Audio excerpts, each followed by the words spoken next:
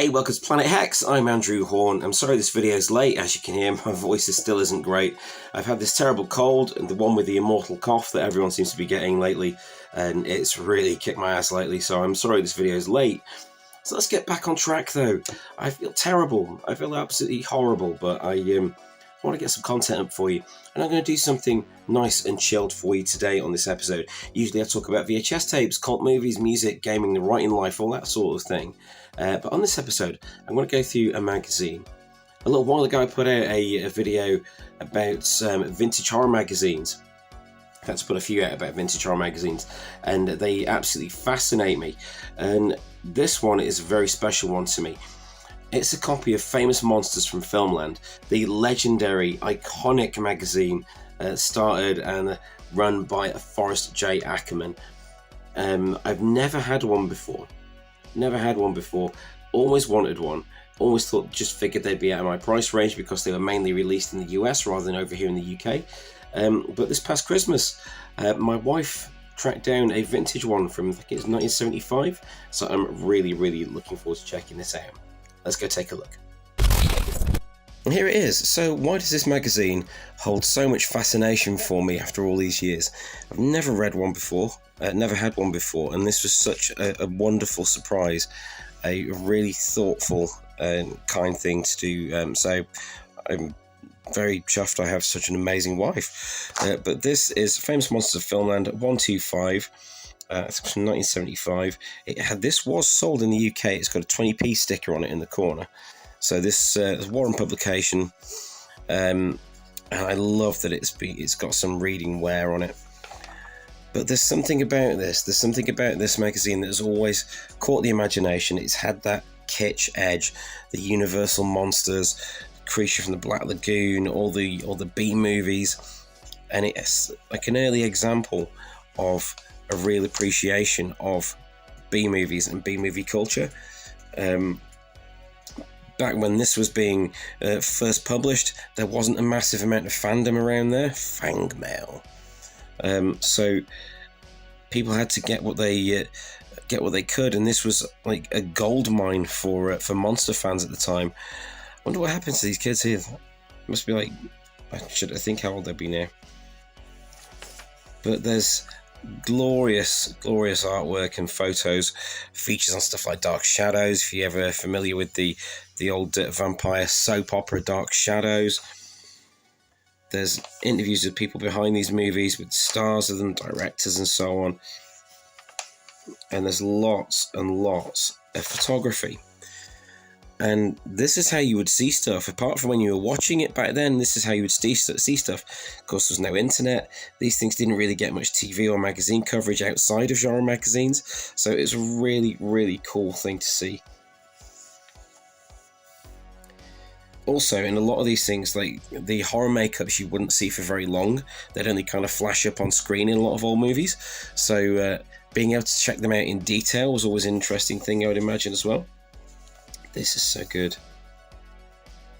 There's some vampire jokes there and all sorts.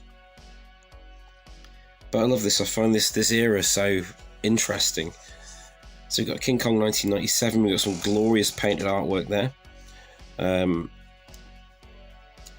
I know Kong 77 wasn't a great one. Paramount Pictures and Dino De Laurentiis are bringing back the 8th wonder of the world. Wasn't it 79 it came out? Not my mistake. At least nothing else, while I've got this terrible cold and my voice sounds like this, I could do Trailer Guy pretty well. Just when you thought it was safe to be a giant ape. Look at this artwork, this is glorious. There's Forry, there's Forrest Ackerman and Dino De Laurentiis. So there's Uncle Forry, one of the guiding lights of all nerd fandom. If it wasn't for this guy, you wouldn't have conventions, not the way you know them now anyway. Excuse me, this cough is kicking my ass. But I want to feed the algorithm and I want to bring you content, so here I am. Ha! Jessica Lange. Kong. If it's midnight, this must be Transylvania. Part 1 of a remarkable 2-part feature by Bela Lugosi's biographer, Bob Kramer. So that's an interesting piece. I would imagine many issues of Famous Monsters contained stuff about Bela Lugosi. I mean, how could they not? That's awesome. This is so good. I'm going to read all this in detail going forward, but I just wanted to share with you just the joy and the delight that these things offer. It's the same with all the other horror magazines that I like, all the old issues of Gorezone and Fangoria, things like that, giving you a glimpse of an era of genre cinema from the midst of it, rather than just looking back. By revisiting and checking out these the vintage magazines, you are given a look of something when it was contemporary and not just from years and years ago. So, dinosaur scenes, hobby kits. Something that I loved in American magazines and American comics is always going to be the classified ads, the stuff that you could order. I think some of these glorious things. What else could you get? A bunch of dinosaurs and things. A Cro-Magnon man, a Cro-Magnon woman, Neanderthal man, cave bear.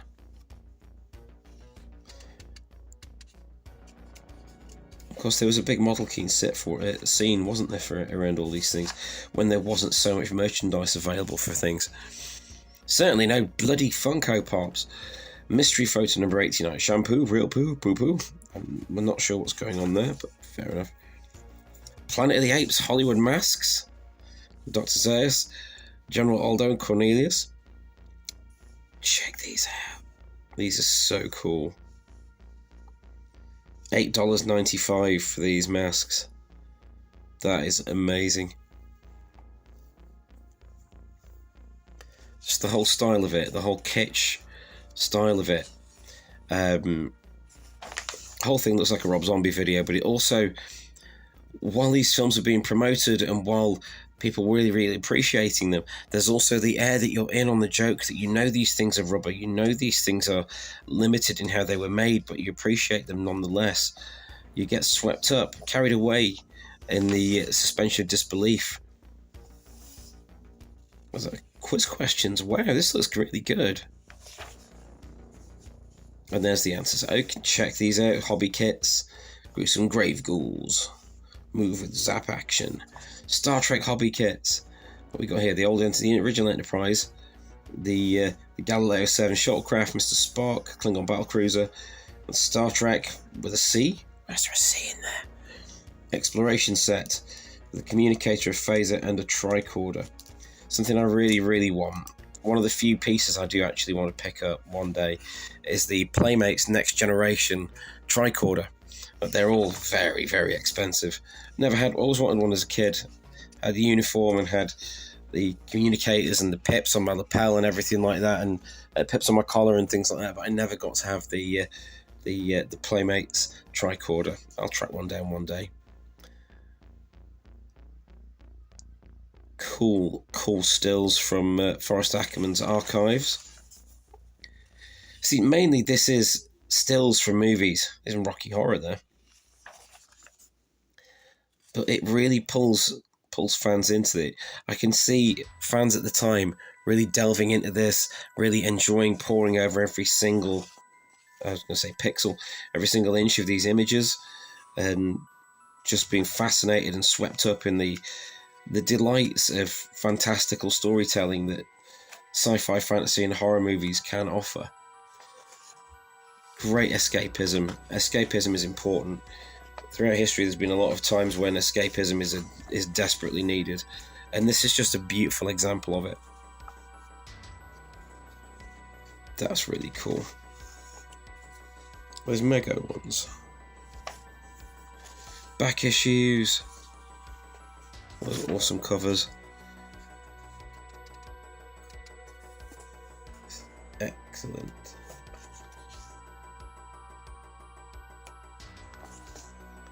So much good stuff. Frankenstein, whole head, monster foot, skull cup. I want the skull cup, that looks awesome. Super 8 black and white movies, 200 feet of exciting silent film adventure. Paperback novels. Animated monster home movies. Available in regular 8 and Super 8. This is wondrous. But yeah, like I say, being able to see these things when in the context and them being contemporary rather than being from many years ago, being able to see the stuff that was going on at the time is really, really fun. This is so good. I'm going to really enjoy going through that whole thing in detail. But next, we're going to go and check out some more issues of Famous Monsters of Filmland over on eBay. So for the longest time I just figured they were only available over in the US, but it turns out that there are quite a few issues of Famous Monsters of Filmland over here in the UK. So I'm going to go check out what they cost. I'm not going to look up the one my wife got me because that would be kind of rude, but it'd be entertaining to see what these things are going for.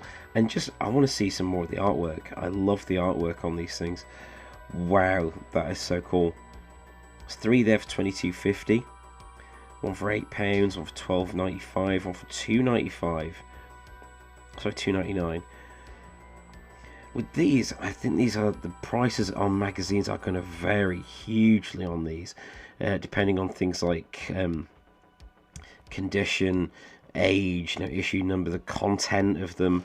They're not going to be all the same price or anything like that. Let's go and have a look at the lowest. See what the lowest is. So the lowest is £1.25 and £2.40 postage. That's so nice. This could be something that I may add on to the side of my collecting. Just a few choice issues here and there are things that I'm really into. That's so cool. Like things with Fango and things like that, I don't want an entire run.